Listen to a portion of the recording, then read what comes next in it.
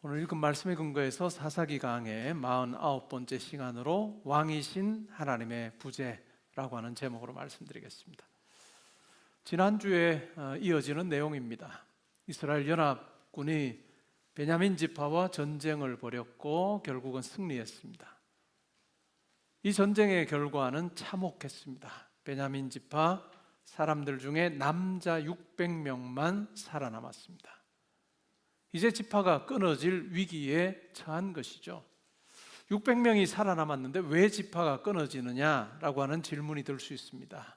근데 끊어질 수밖에 없는 그와 같은 맹세가 있었다라고 하는 것입니다. 베냐민과 전쟁을 치러 모였을 때 이스라엘 백성들이 이와 같은 맹세를 했습니다. 우리 딸들을 베냐민에게 아내로 주지 말자. 베냐민 지파 남자들에게 아내로 주는 사람은 저주를 받을 것이다 라고 하는 맹세를 했습니다. 그렇기 때문에 딸들을 줄 수가 없는 상황이죠. 베냐민 지파 이제는 끊어지게 되었습니다. 하나님께서 12지파를 세우셨고 이것이 하나님의 뜻이었습니다. 그런데 분노 가운데 전쟁을 치르다 보니 하나님의 뜻과 상관없이 진멸해버린, 분노로 전쟁을 치르면서 한 지파를 완전히 사라지게 할 그 같은 형편에 그들이 처하게 됐습니다. 그런 상황 가운데서 이 문제를 어떻게 해결할까라고 고심하다가 그들이 해결책을 찾습니다. 다른 맹세에서 그 해결책을 찾습니다. 미스바의 총회에 모였을 때 이 총회에 올라오지 않은 사람들은 마땅히 죽어야 된다라고 하는 맹세가 있었습니다. 그리고 그 맹세에 따라서 올라오지 않은 사람들을 살펴보니까 야베스 길르앗 사람들이 한 명도 올라오지 않은 것입니다. 그래서 그 맹세를 따라서 이 야베스 길르앗 사람들을 치기 위해서 12,000명을 보냅니다. 전쟁을 치릅니다. 전쟁의 결과는 여자, 남자 다 죽이고 아이들도 죽이고 처녀 400명만 딱 살립니다. 그리고 그들을 데려와서 이 처녀들을 베냐민 남아있는 600명에게 주어야 되겠다라고 생각을 합니다. 근데도 200명이 모자랍니다. 이 문제를 어떻게 풀 수 있을까? 이스라엘의 장로들이 고민하기 시작합니다. 그리고 그 고민한 그 결과가 바로 실로, 에브라임 지파에 속한 실로라고 하는 곳에 하나님을 예배하는 축제가 있습니다. 절기가 있습니다. 절기 때 하나님을 예배하기 위해서 나오는 여인들이 있는 것입니다. 그때 이 실로의 여인들을 베냐민 남아있는 사람들이 200명이 되겠죠? 이 200명이 하나씩 데리고 가서 보쌈해서 아내로 삼아라 라고 그렇게 이야기를 합니다. 베냐민에게 명령을 이와 같이 내립니다. 그렇게 하면 이제 채우지 못한 이 200명의 수도 채울 거다라고 생각을 했던 것 같습니다. 당연히 잡음이 생기리라고 그들은 생각을 했겠죠. 그것이 바로 22절에 나옵니다. 만일 그의 아버지나 형제가 와서 우리에게 시비하면 우리가 그에게 말하기를 청하건대 너희는 우리에게 은혜를 베풀어 그들을 우리에게 줄지니라. 이는 우리가 전쟁할 때 각 사람을 위하여 그의 아내를 얻어주지 못하였고 너희가 자의로 그들에게 준 것이 아니니 너희에게 죄가 없을 것임이라고 이야기할 테니까 그렇게 하라 라고 베냐민 사람들에게. 그런데 오늘 이 내용을 읽어보면 이와 같은 문제가 생길 거다라고 하는 그 내용은 일반적인 사람들이 생각하는 것과는 완전히 다른 이야기입니다. 만약에 여러분이 이렇게 보쌈당한 여자의 아버지요 또한 형제라고 한다면 어떤 생각이 들었을까요? 아니 내 딸을, 아니 내 여동생을, 내 누이를 왜 이런 식으로 데려가느냐, 원하지도 않는 사람의 아내로 준다는 게 이게 말이 되느냐라고 그렇게 어찌 보면 시비를 걸겠죠. 근데 문제 있을 거다, 시비 걸 거다라고 하는 내용을 보면 이런 내용이 아니에요. 어떤 시비를 걸 거라고 생각하나요? 그런 맹세가 있었고 아내로 베냐민 사람들에게 아내 주는 사람은 저주받을 거다라고 하는 맹세가 있었는데 그럼 우리 딸이 만약에 저 사람들에게 아내가 되어버리면 우리가 그 저주받은 맹세의 저주를 우리가 받게 되지 않느냐라고 그렇게 문제 삼을 것이니 우리가 그들에게 당신들이 원해서 자의로 한 것 아니니 그 맹세 저주가 아무 상관없을 것이다 라고 우리가 답하겠다라고 하는 이야기입니다. 말도 되지 않는 이야기입니다. 그러니까 맹세에 갇힐 때 그들의 생각 자체가 이 맹세라고 하는 것을 중심으로 악행을 행하는지도 알지도 못할 뿐만 아니라 풀어가는 방식 또한 맹세라고 하는 그 틀 안에서 풀어가는 겁니다. 하나님 앞에서 분노로 잘못된 맹세를 했으면 철회하는 것이 맞습니다. 회개하는 것이 맞습니다. 그럼에도 불구하고 맹세에 갇혀서 그들이 행하는 그 일이 얼마나 악한지조차도 그들은 알지 못하고 있는 모습이죠. 때로는 우리의 열심이 그럴 수 있습니다. 때로는 우리의 어떤 다짐이 이러한 방식으로 충분히 표현이 될 수 있다라고 하는 것에 우리는 경각심을 가져야 됩니다. 23절에 보니까요, 베냐민 자손이 그같이 행하여 춤추는 여자들 중에서 자기들의 숫자대로 붙들어 아내로 삼아 자기 기업에 돌아가서 성읍들을 건축하고 거기에 거주합니다. 그때 이스라엘 자손이 그곳에서 각기 자기의 지파, 자기의 가족에게로 돌아갔으니 곧 각기 그곳에서 나와서 자기의 기업으로 돌아갔더라. 문제가 해결이 됐다는 겁니다. 다 끝났다는 것입니다. 그들이 생각했던 이 문제, 이제는 깔끔하게 정리됐다라고 하는 묘사로 사사기가 끝납니다. 그런데 그 속에 하나님의 말씀을 어김이라고 하는 부분은 드러나지 않습니다. 보쌈해 가는 경우에 하나님께서는 사형, 죽음을 명하셨습니다. 율법입니다, 그것이. 그런데 그 율법하고는 아무 상관없이 그들은 자기들의 어려운 부분을 맹세라고 하는 것 틀 안에서 풀어가고 있고 아무 일 없는 것처럼 각기 자기들이 사는 곳으로 돌아가서 성읍을 건축하고 자기들의 삶을 꾸려가고 있다라고 하는 것으로 오늘 사사기가 끝이 납니다. 우리가 사사기를 보면서 어떤 생각이 들까요? 어떻습니까? 이렇게 살아도 되는 건가? 하나님의 백성이 이렇게 살아? 라고 하는 생각이 듭니다. 그것에 대한 결론으로 25절 마지막 절이 이렇게 말합니다. 그때 이스라엘에 왕이 없으므로 사람이 각기 자기의 소견에 옳은 대로 행하였더라. 하나님께서 왕으로 통치하시지 않을 때 하나님의 백성이라 할지라도 무엇을 따라 사느냐? 자기 소견에 옳은 대로 산다는 것입니다. 자기가 생각할 때 옳다라고 생각하는 그것을 기준 삼아서 살았더라 라고 하는 이야기를 하고 있습니다. 우리가 사사기 전체를 살펴보면 하나님의 백성인 이스라엘의 악함을 봅니다.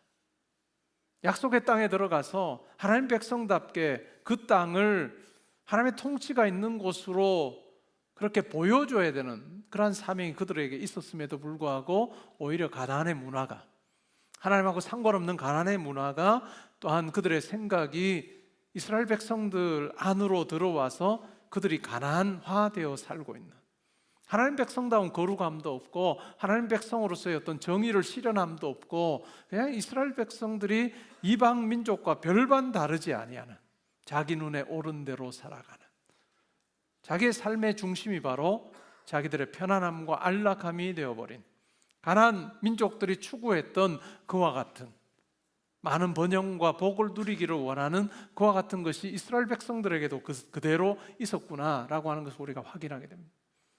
이 사사기는 몇 명의 걸출한 사사들에 대해서 우리가 살피는 것이 아닙니다. 끊임없이 반복되는 악, 끊임없이 반복되는 죄의 모습을 확인하게 됩니다.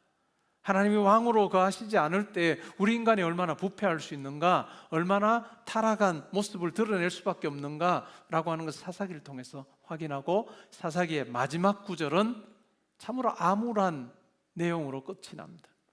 물론 25절에서 말하는 이스라엘의 왕이 없었습니다. 정치적인 그러한 왕이 아직 존재하지 않았던 때입니다. 그래서 아마 이후에 나오는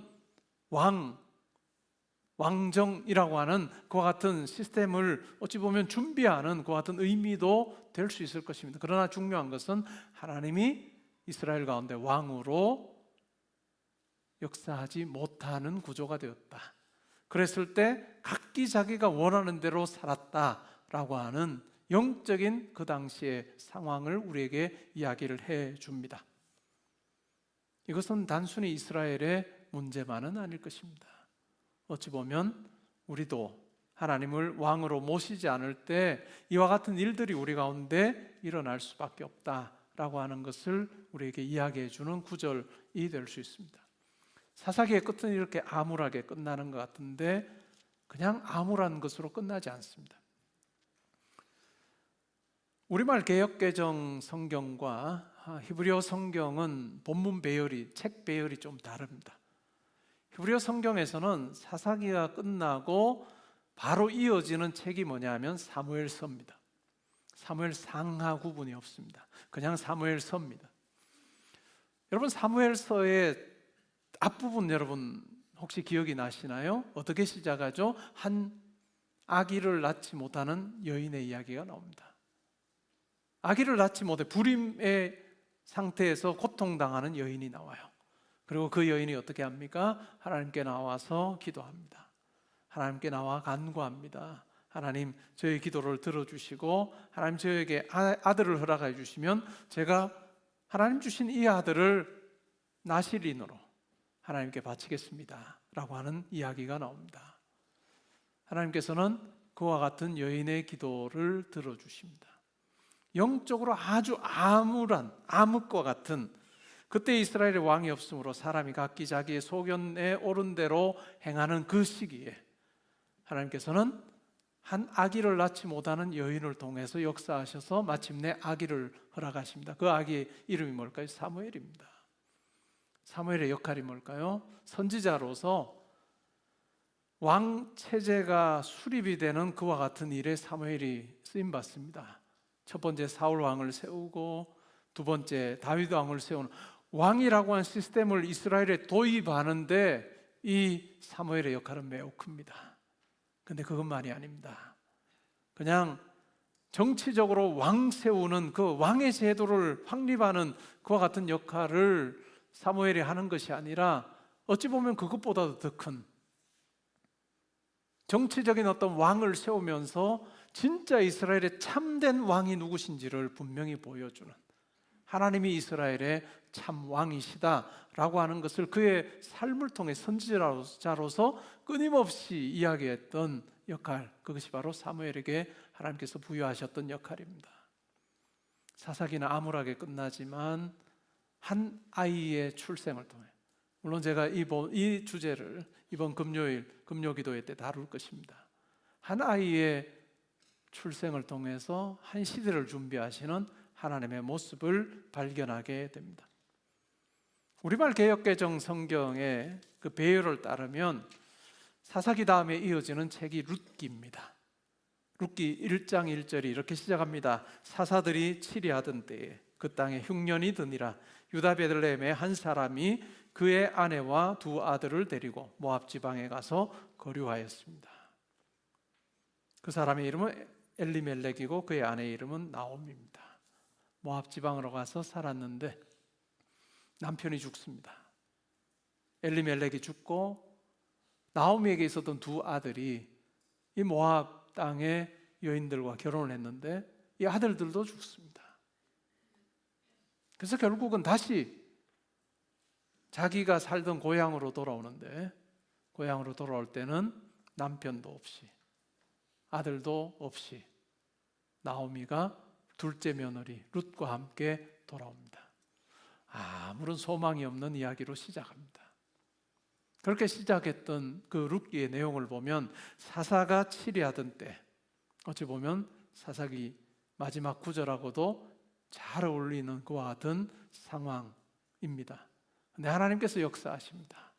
룻이라고 하는 이 여자 가운데 하나님께서 역사하셔서 마침내 보아스와 결혼하게 하시고 보아스와의 사이에서 한 아이를 낳게 하십니다.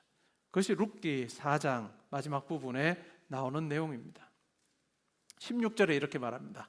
나오미가 시어머니죠, 아기를 받아 품에 품고 그의 양육자가 되니 그의 이웃 여인들이 그에게 이름을 지어주되 나오미에게 아들이 태어났다 하여 그의 이름을 오벳이라 하였는데, 그 다음이 중요합니다. 그는 다윗의 아버지인 이새의 아버지였더라. 다윗의 할아버지가 오벳이라는 이야기입니다. 아주 암울했던 그 상황에 하나님께서 역사하셔서 마침내 이 룻의 삶 가운데 함께 하셔서 룻을 통해서 다윗 왕이 태어나게 하시고, 다윗 왕이 태어난 것으로 끝나지 아니하고 우리가 신약 성경을 보면 어떻죠? 아브라함과 다윗의 계보에, 족보에 예수 그리스도가 태어나게 하셨습니다. 암울하게 끝날 것 같은 아주 깜깜한 암흑 같은 그와 같은 끝남이 아니라 이제 새로운 희망을 이어지는 책들을 통해서 구약 성경은 이야기하는데, 그것은 다윗 왕의 탄생만이 아니라 이어지는 진정한 왕이신 예수 그리스도의 탄생으로 연결이 되고 있습니다. 우리가 구약 성경을 읽을 때 이런 생각을 합니다. 왜 이스라엘 백성들은 하나님과 언약을 맺었음에도 불구하고 왜 하나님 백성다운 삶을 살지 못할까라고 하는 생각을 합니다. 이 구약 성경을 우리가 읽을 때마다 이스라엘 백성들의 불순종의 모습을 우리가 발견합니다. 왜 이렇게 살지? 라고 하는 생각을 하게 됩니다. 그런데 왜 그랬을까요? 왜 이스라엘 백성들이 하나님의 뜻이 무엇인지를 알면서도 불순종했을까요? 이유는 아주 단순합니다. 하나님의 뜻이 무엇인지를 그들은 율법을 통해서 알았습니다. 그런데 지킬 능력이 없습니다. 지킬 능력이 없습니다. 하나님의 뜻에 따라서 순종할 수 있는 능력이 그들 가운데 없었습니다. 이것은 타락한 우리 인간의 어찌 보면 적나라한 모습이에요. 예언약 백성 아닌가요? 구약 성도들이? 근데 하나님께서 이러한 예언약 백성들의 삶을 수천 년간 보셨습니다. 그리고 나서 새로운 언약을 2000년간 보시고 새로운 언약을 이루시는데, 새로운 언약이 이루어지기 몇백 년 전에 예레미야 선지자를 통해서 말씀하십니다.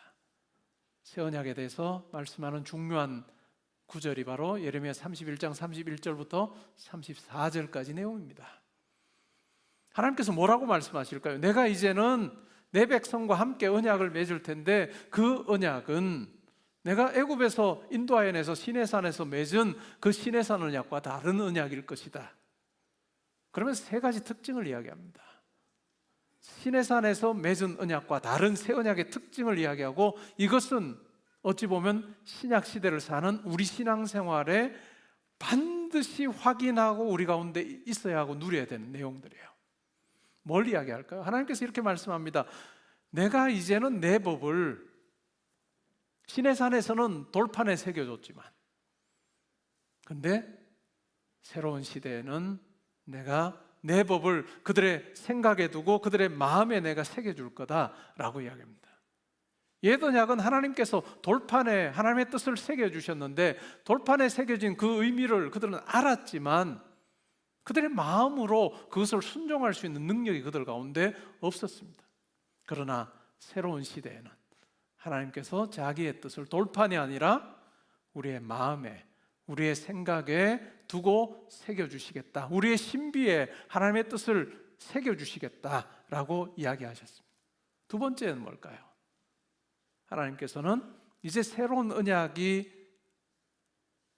효력을 드러내는 그 시기에는 내가 그들의 죄를 더 이상 기억하지 않을 거다, 내가 그들의 죄를 더 이상 기억하지 않을 거다라고 말씀하셨고, 세 번째는 이런 말씀이에요.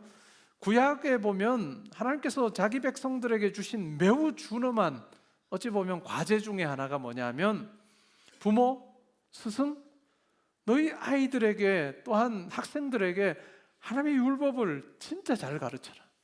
신명기 6장 4절 이하에 나오는 쉐마 이스라엘에 들으라 라고 하는 그 말씀 속에서 앉아 있을 때나 누워 있을 때나 집에서 나갈 때나 들어올 때나 길에서는 언제라도 하나님의 율법을 가르쳐라, 지켜 행하게 하라 라고 하는 명령이었습니다. 그런데 그대로 못하는 거죠. 그런데 놀라운 새 언약의 특징 중에 세 번째는 뭘까요? 이제는 사람들에게 하나님을 알아라 라고 하지 않을 거다. 왜냐하면 큰 자로부터 어린 자까지 다 나를 알게 될 것이기 때문이다. 하나님께서 이 새 언약이라고 하는 것을 예수 그리스도를 통해서 이루십니다. 예수 그리스도를 통해서 우리의 죽었던 영이 살아나게 하십니다. 우리가 예수를 믿을 때 우리 가운데 일어난 가장 큰 변화는 내 내면의 회복의 역사가 일어나는 거예요. 예수 그리스도께서 내 죽었던 영을 살리심으로 내 영이 살아나서 하나님을 이제는 알게 되고 하나님과 교제하게 되고 하나님의 뜻이 무엇인지를 알고 하나님을 섬기는 그와 같은 변화가 우리 가운데 일어나는데, 그것은 우리의 내면에 일어나는 거예요. 히브리서 9장 13절 14절을 가지고 설명하면 죽었던 우리의 양심이, 또한 더러워졌던 우리의 양심이 깨끗해지는 거예요. 예수의 온전한 제사를 통해서 그 피로 말미암아 우리의 양심이 깨끗해져서 살아계신 하나님을 섬기는 것이 가능하게 되는, 예수를 믿을 때 우리 안에 일어나는 변화는 내면의 변화입니다. 우리의 속사람이 살아나고 우리의 영이 이제는 죽었다가 살아나서 하나님께 반응하는 존재가 되는 것, 그것이 우리 가운데 일어난 가장 근본적인 변화입니다. 그리고 살아난 우리의 영에, 우리의 생각 속에, 우리의 내면에 하나님의 법을 새겨주십니다. 우리가 죽었던 존재일 때는 이 하나님의 법을 행할 능력이 없었지만 우리의 내면이 살아나고 우리의 영혼이 살게 될 때 우리의 생각 속에, 우리의 마음 속에 새겨진 이 하나님의 법을 우리는 지킬 수 있는 존재로 우리는 변화되게 됩니다. 그리고 하나님께서는 예수 그리스도를 통해서 우리의 죄를 더 이상 기억하지 않으십니다. 이것 또한 놀라운 일이고, 또한 우리 가운데 하나님의 영이신 성령이 우리 가운데 오셔서 예수 그리스도께서 행하신 그 놀라운 구원에 대해서 깨닫게 하십니다. 요한복음에 나오는 내용대로 우리로 하여금 예수 그리스도의 십자가 사건을 깨닫게 하시고, 그것이 바로 나를 위한 사건이었음을 고백하게 하십니다. 그리고 그 성령 하나님께서 우리를 떠나지 않으시고 우리 가운데 거하십니다. 구약시대에 보면, 예언약 때 하나님께서 역사하셨던 방식을 보면 어떤 일을 이루시기 위해서 한 사람 가운데 하나님의 영이 임하십니다. 그리고 그 사람을 감동하여서 어떤 일을 행하게 하십니다. 일이 다 끝나요. 그러면 어떻게 될까요? 하나님의 영이 그 사람을 떠납니다. 근데 신약시대는 어떨까요? 우리 가운데 거하시는 성령은 우리를 떠나지 않으십니다.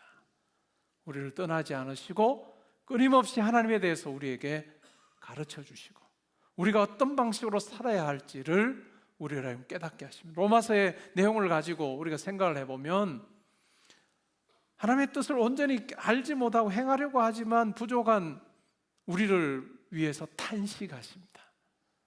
탄식하시는 성령님, 그 성령의 탄식으로 인해서 결국 그 기도로 인해서 우리의 삶이 흔들림 없이 하나님 안에서 이루어지게 하시는 성령의 내주하심, 우리 가운데 거하심이라고 하는 것이 매우 중요합니다.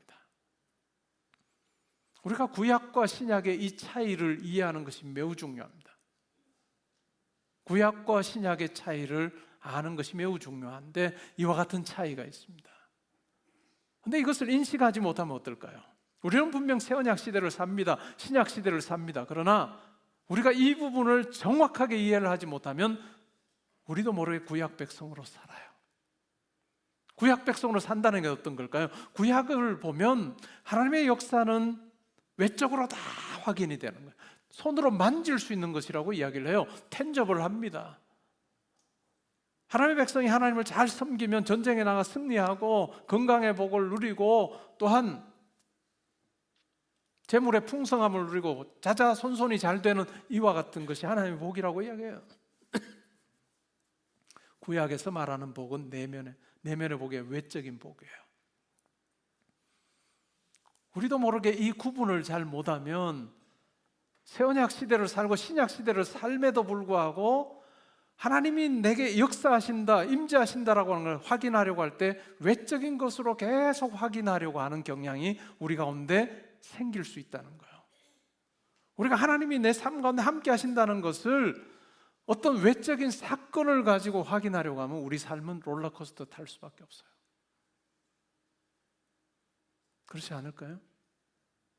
내 삶을 외적인 어떤 환경이나 여건을 가지고 하나님이 나와 함께 하시느냐 안 하시느냐를 확인하기 시작하면 좋을 때도 있고 안 좋을 때도 있을 수밖에 없어요. 아니, 우리 인생 전체를 놓고 봐도 어떨까요? 여러분 인생의 후반전을 살고 계신 분들 계시죠? 저도 확실히 후반전 같아요. 사역으로 놓고 보면 후반전은 아닌 것 같고 전반전일 수도 있겠지만 저희 육체적인 면을 놓고 보면 당연히 후반전이죠. 할 수 없는 것들이 점점 더 많아지는 그러한 시기. 많은 분들의 경우에 인생의 후반전은 물질의 부분도 점점 더 줄어들지 않습니까? 만약에 외적인 무언가로 하나님이 나와 함께 하시느냐 안 하느냐라고 하는 것을 확인하려고 하면 우리 인생의 후반전은 다 암울할 거예요. 왜요? 우리 인생이 그러하기 때문에 그렇죠. 근데 새 언약이라고 하는 부분을 놓고 보면 완전히 다른 이야기가 됩니다.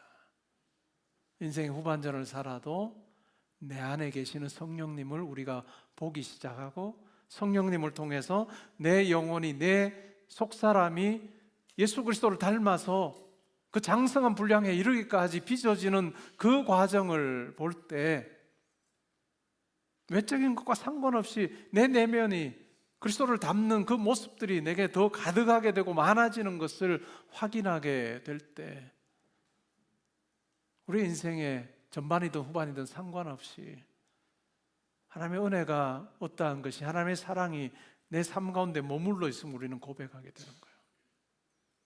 이것이 참으로 놀라운 이야기입니다. 우리가 신앙생활하면서 외적인 것에 우리의 시선이 먼저 고정되지 않고 우리가 기도의 자리에 있거나 아니면 말씀을 묵상하는 자리에 있거나 아니면 우리가 길을 가며 우리의 삶에 대해서 생각해 볼 때도 우리 가운데 일어난 이 놀라운 변화를 우리는 기억할 필요가 있습니다. 기도의 자리에 있을 때 하나님 앞에 간구할 어떤 것이 있다고 해도 그냥 바로 하나님 이거 들어주세요 하기 이전에 하나님께서 내게 허락하신 이 복이 무엇인지, 이 사랑이 무엇인지, 이 은혜가 무엇인지 우리가 기억하고 이것은 어느 누구 어떤 상황에서도 나로부터 빼앗아갈 수 없는 것임을 확인할 때 비로소 우리 마음속에 평강이 찾아와요. 때로 우리가 어려운 시간을 보낼 때도 있겠죠. 그러나 우리 속에 담대함이 생기는 게 뭘까요? 내가 어려운 이 과정을 통과할 때도 하나님의 영이신 온 우주 만물을 창조하신 그 하나님의 영이신 성령께서 나와 함께 거하고 계신다라고 하는 그 사실로 인해서 우리는 담대한가요? 사람들은 어떨까요? 좋을 때는 함께 있기를 원합니다. 아주 힘들어지면 어떻게 할까요? 사람들은 옆에 없어요. 진짜 친구들 한둘이 남을까요? 그게 사람 아닙니까? 그러나 하나님의 영이신 성령은 우리가 아주 극심한 고난 가운데 있거나 아주 힘든 상황 가운데서 우리를 떠나지 않으시고 우리와 함께 하세요. 우리를 도와주십니다. 그리고 우리 안에서 하나님의 은혜와 사랑을 우리를 묵상하게 하십니다. 저는 우리 성도님들이 옛언약 백성이 아니라 새언약 백성으로 살면 좋겠습니다. 우리 교회, 저의 목회, 그리고 여러분의 신앙을 한마디로 이야기하면 자기주도적 신앙입니다. 왜 자기주도적 신앙을 하자고 할까요? 결국 자기 내면을 볼 수 있는 사람은 자기밖에 없습니다. 자기 내면을, 자기의 속사람을 들여다볼 수 있는 사람은 자기밖에 없어요. 자기가 무슨 생각, 어떤 마음 가지고 있는지는 자기밖에 모르는 거예요. 근데 다른 누구가 평가한다? 불가능하지 않을까요? 그래서 자기가 자기의 내면을 살피고 주도적으로 내가 어떠한 모습으로 살고 있는지를 점검하는 자로 사는 것이 중요합니다. 그때 비로소 우리는 흔들리지 않아요. 그때 하나님의 은혜가 내게 머물러 있으면 우리는 확인하는 자로 삽니다. 예배 자리 나오는 것도 마찬가지예요. 예배 자리 나오는 것도 하나님 앞에 내가 어떤 예배자로 나오고 있는가 누구만 알까요? 여러분밖에 몰라요. 하나님 은혜에 감사하는 마음으로 내가 오늘 하나님을 내가 참으로 예배하며 하나님 앞에 나가야 되겠다라고 하는 그 마음을 가지고 예배자로 나오는 거죠. 그리고 하나님께 내 삶을 붙들고 계심을 우리는 더불어 노래하는 그 삶이 우리 가운데 필요합니다. 가만히 보면 제 목회가 좀 희한할 거예요. 사랑방에서 나누실 때 다 나누시지 마라 라고 하는 목사는 저밖에 없을 겁니다. 아마 좋은 일이든 좋지 않은 일이든 다 나누시지 말고 수위 조절해서 나누십시오. 왜 그럴까요? 다 약한 존재예요. 우리는 여전히 공사 중이에요. 우리 이상적인 존재들이 아닙니다. 하나님 나라 가시거든 다 나누세요. 그 나라에선 상관없어요. 그런데 이 땅에 사는 동안에 어떨까요? 다 불완전해요. 그리고 그 불완전한 삶을 사는 중에 우리는 어떤 때는 좋은 일이 있고 어떤 때는 힘든 일이 생겨요. 여러분, 만약에 여러분이 힘든 걸 여러분 사랑방에서 그냥 있는 그대로 나누면 어떻게 될까요? 좋죠.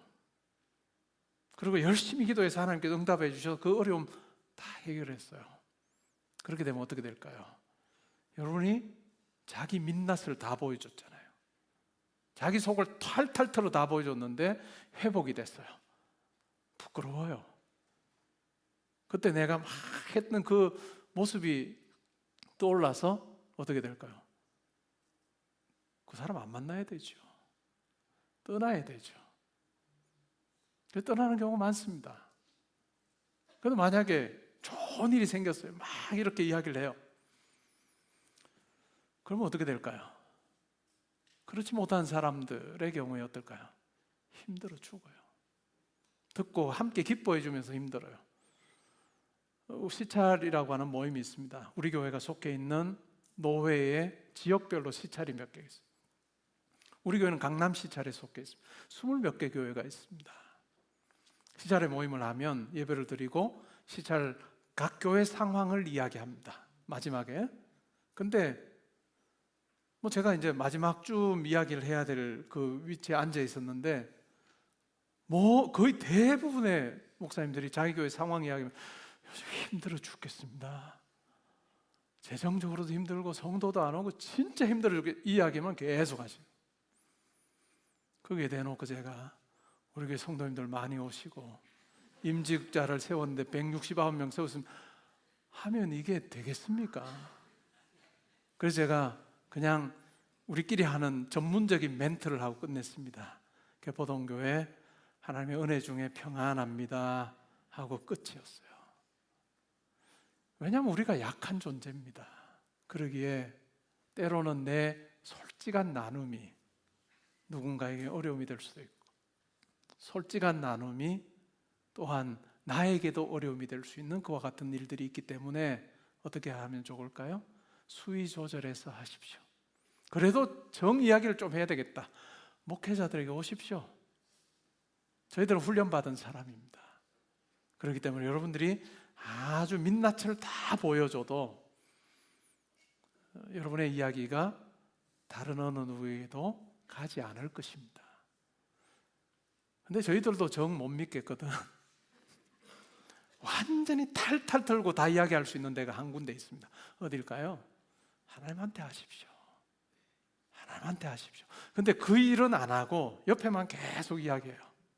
하나님 앞에 나가는 건 하지 않고 옆에만 계속 이야기하면 힘들어 죽어요. 반대로 하십시오. 옆에는 수위 조절하고 기도의 자리에서는 마음껏 하십시오. 하나님께서 여러분이 하나님께 막 있는 그대로를 이야기하면 야야야 나 시험 들어 그렇게 하지 않으시는 우리 아버지 앞에 다 내어놓으시고 때로는 하나님께서 여러분들에게 주신 그 복을 하나님 앞에 자랑을 그 찬양 아니겠어요? 감사 아니겠어요? 그건 마음껏 하십시오. 그러나 옆에 있는 불완전한 공사 중인 친구들에게는 수위 조절하시라. 우리에게 소망이 있는 이유는 바로 이와 같은 새 언약 백성으로 내가 부름받았다. 그리고 인생의 후반전을 살아도 이 소망 가지고 내가 사는구나 하는 부분을 확인하시면서 인생의 후반전 물질이 줄어도 하루하루 다르게 내 몸이 이전과 달라져도 내 안에 하나님께서 허락하신 예수의 십자가로 말미암아 내게 허락하신 이 은혜와 사랑과 기쁨으로 제가 말미암아 삽니다. 시간이 지날수록 예수 더 잘 닮는 자 되어서 내 내면에서 우러나는 그 말 한마디 행동 하나가 하나님의 크심과 넉넉함을 보여주는 것이 되기를 원합니다. 저는 제 말씀을 듣는 우리 모든 성도님들이 외적인 것으로 하나님의 은혜 확인하려고 하지 말고 내 내면에 일어나는 이 변화로 말미암아 감사하고 기뻐하는 새 언약 백성으로 살아가는 우리 성도님들 되시기를 주님의 이름으로 축원합니다. 아멘.